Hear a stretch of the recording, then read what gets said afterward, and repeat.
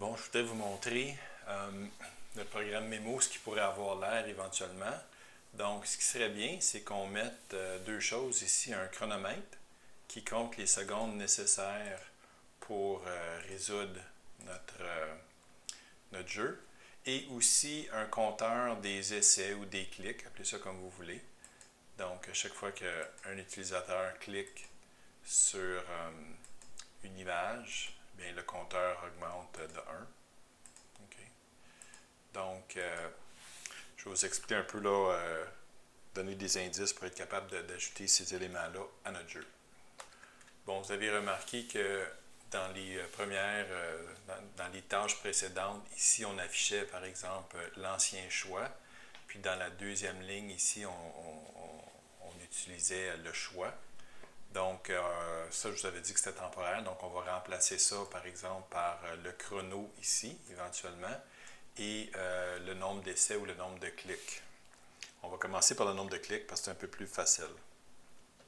Donc, dans votre programme JavaScript jouer.js, au début, on a des variables globales. Okay? Donc, on a les images, on a toujours notre choix, l'ancien numéro d'image. Bon, les images gelées, ok, ça, je vais vous en parler dans une seconde, là. En fait, dans une autre vidéo. Et on a le compteur ici. Donc, le compteur, c'est le nombre de clics que l'utilisateur a fait.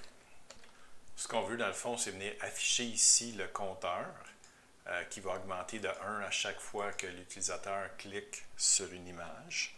Donc, quand on veut afficher quelque chose, bien, c'est toujours dans le HTML. Ça fait qu'on va venir dans jouer.html. Puis, là où on avait,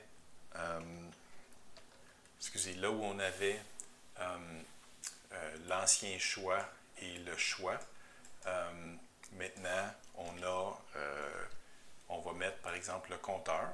Okay, on va mettre le compteur et on va mettre le chrono. Si vous avez vu là, que j'ai modifié mon code un peu, j'avais fait quelque chose d'un petit peu plus compliqué quand je me pratiquais tantôt, mais là, je fais quelque chose d'un peu plus simple avec vous. Donc, c'est toujours un peu le même principe. Quand on veut afficher quelque chose dans une page HTML, bien, et qu'on veut ultimement pouvoir changer le contenu, on donne toujours un identifiant à l'élément HTML et on va aller modifier cet élément-là avec du JavaScript. Donc, c'est quelque chose que vous pouvez faire vous-même. Bon, donc, mon indice, c'est tout simplement de définir le compteur ici à 0.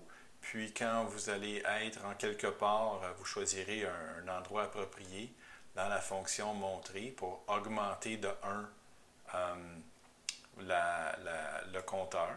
Okay? Il y a plusieurs façons de faire ça, d'augmenter un compteur de 1. Donc, vous pouvez faire compteur égale compteur plus 1, par exemple. Ça, c'est une façon de le faire. Ou bien juste compteur plus plus, et ça va l'augmenter de 1. Et puis, ensuite, vous allez utiliser, comme on fait d'habitude, un document get element by ID. Puis, à ce moment-là, le ID, ça va être compteur, et vous allez changer le compte avec le inner HTML. Okay? Donc, je ne vous le montre pas, là, vous êtes capable de faire ça.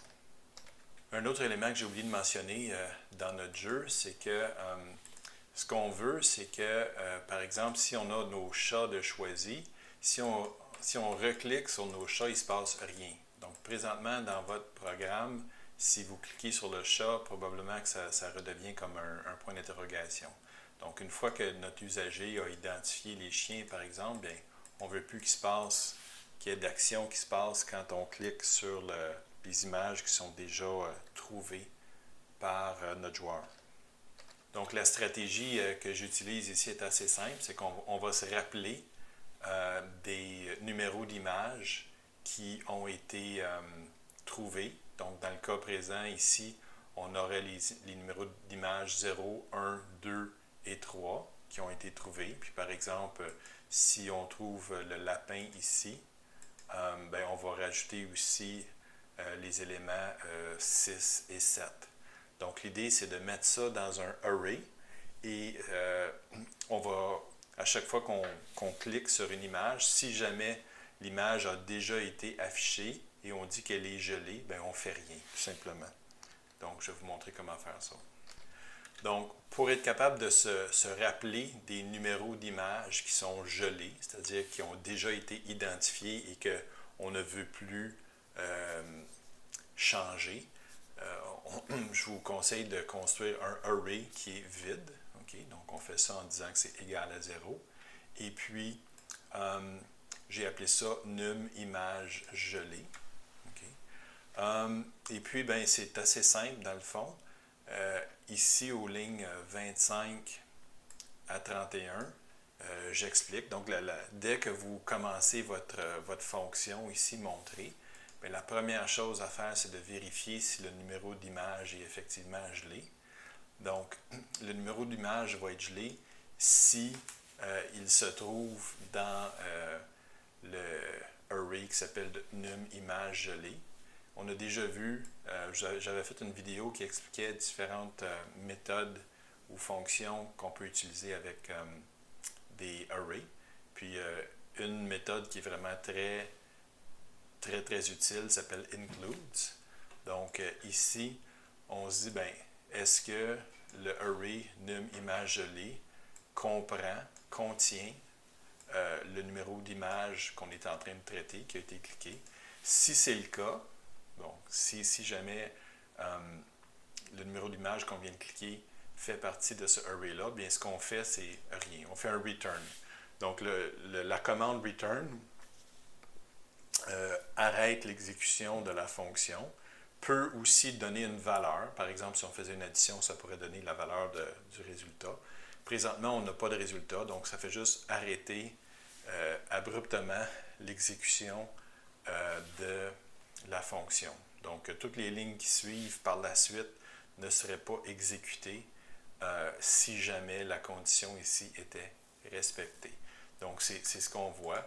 Quand les images ont déjà été gelées, ben, il ne se passe rien. Donc, si je fais un rafraîchissement ici, notre numéro num image gelée est vide présentement.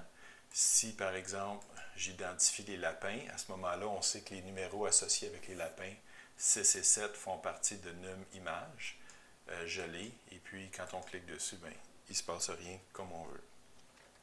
La dernière chose qu'il faut faire, c'est que quand effectivement on a identifié que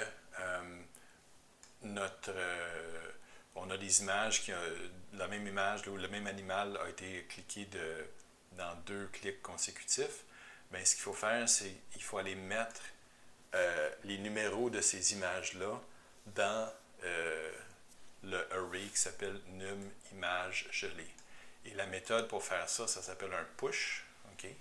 Donc, on prend le numéro de l'image et on push, on ajoute ça dans num image gelée. Puis on fait ça aussi pour l'ancienne image, ancien numéro d'image, parce qu'on sait que quand on découvre des images dans notre jeu, on en découvre toujours 2 à la fois.